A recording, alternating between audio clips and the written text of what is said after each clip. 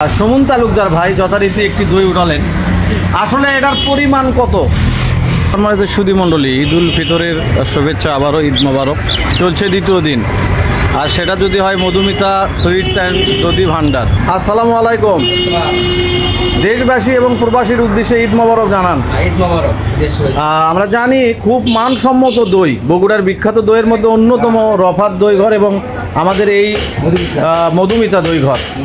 আজকে দইয়ের বাজার বলেন। 250 টাকা, মানে একটা সরা দই 250। সুমন তালুকদার ভাই যথারীতি একটি দই উঠালেন। আসলে এটার পরিমাণ কত? 800 গ্রাম।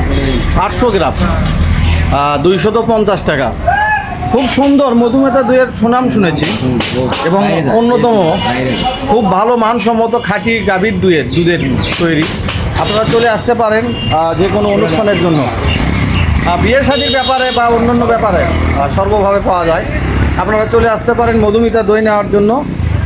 এটা হলো ঘোড়াধাপ বন্দর শাখা এবং আর একটি শাখা হলো ন্যাংরা বাজার, যেটা